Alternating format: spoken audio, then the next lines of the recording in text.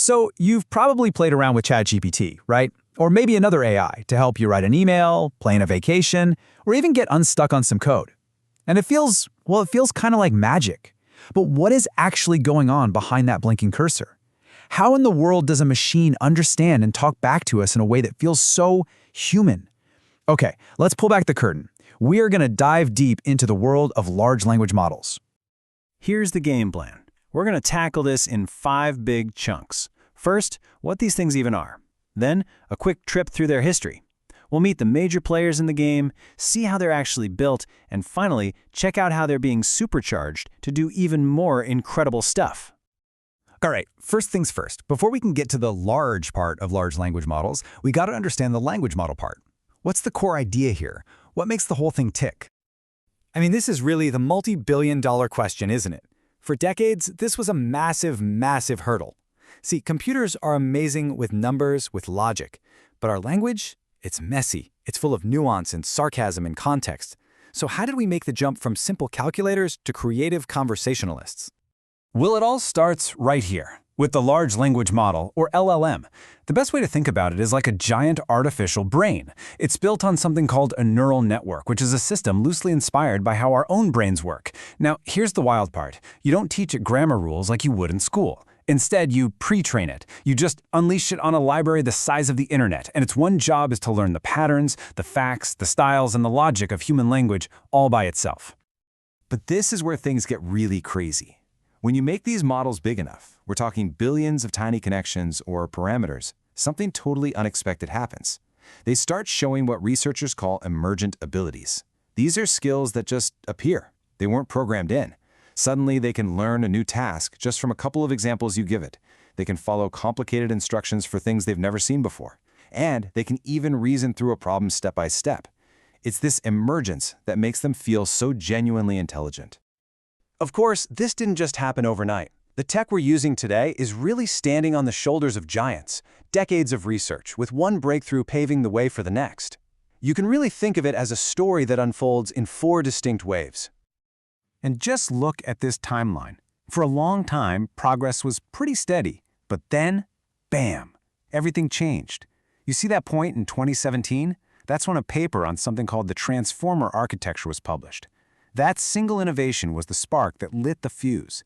It made training these huge models so much more efficient, and it basically opened the floodgates for the absolute explosion of AI we're seeing today. So here's that journey, broken down into 4 big leaps. Wave 1 was just statistical models that were basically really good at counting words to guess the next one. Then, Wave 2 brought in neural networks, which could understand what words mean in relation to each other. Wave 3 gave us models like BERT that were pre-trained on tons of data and could be fine-tuned for specific jobs. And that brings us to today, Wave 4, where we realized that just making these things bigger, massive scale, unlocks those incredible new abilities we were just talking about. Okay, so let's shift from the past to the here and now. Who's actually running the show? Well, the whole AI landscape is basically a battlefield, dominated by a few tech giants, each one raising its own family of super powerful models. And really, it is a clash of the titans. On one side, you have the closed-source proprietary models from companies like OpenAI. You can use them, but you can't see what's inside. And on the other side, you've got this huge open-source movement, with companies like Meta releasing their models for anyone to use and build on. This competition is just pushing innovation forward at a truly dizzying speed. And while there are tons of different models out there, most of them trace their roots back to just a few powerful families. This family tree, for instance, shows the lineage of probably the most famous family of them all, GPT from OpenAI. This is the line that gave us ChatGPT and GPT-4, the models that really kicked off this whole revolution. But of course, they're not alone. You've got other massive families from Google and Meta right there in the mix. And check this out. The competition is getting fierce. In head-to-head tests, some of the open-source models like Vicuna, which is built on Meta's LLaMA, are already hitting over 90% of the performance quality of giants like ChatGPT. The gap between the big proprietary models and the open-source community, it is closing, and it is closing fast. This is all seriously impressive, but it kind of begs the question, how do you actually build one of these things? What does it take? So let's pop the hood and take a look at the entire life cycle of a large language model, from a pile of data to a polished product. Okay, I know, this diagram looks pretty intense at first glance. But don't worry about trying to memorize every single box and arrow. The main thing to get from a chart like this is that building an LLM is a multi-stage process. It's a journey. You start with gathering massive amounts of data, you move into that giant pre-training phase we talked about, and then there are several more steps to fine-tune it and make it safe and helpful before it ever gets to you. Now, the absolute most important stage is pre-training. This is where the model gets its core knowledge. Seriously, just try to imagine making an AI read a huge chunk of the public internet, Wikipedia, books, articles, websites, code, you name it. And its only goal, over and over again, is to guess the next word in a sentence.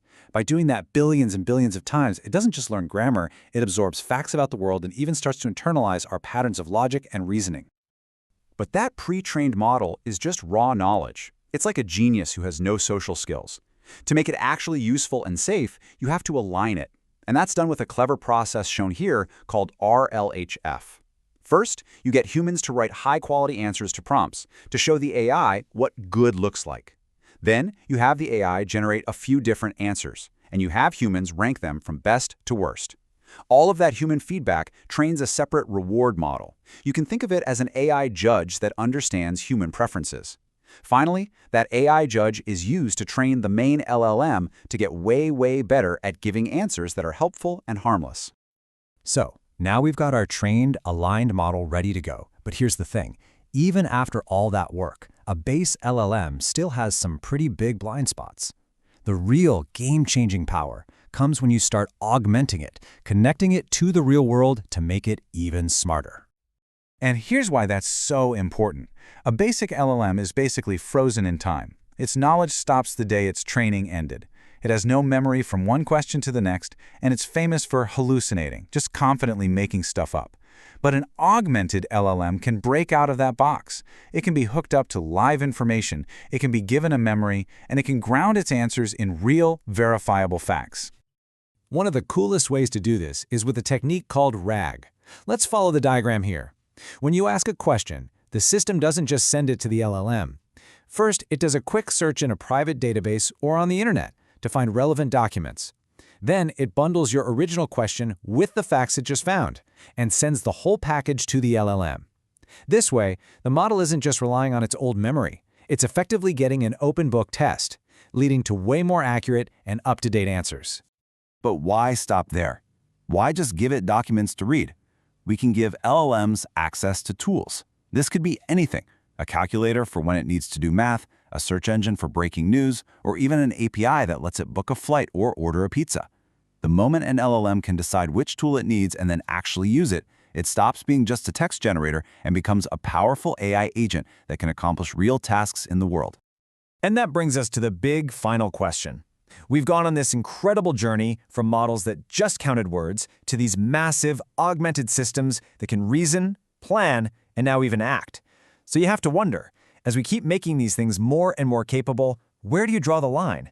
Are we just building incredibly sophisticated tools, or are we seeing the very first sparks of a completely new kind of mind?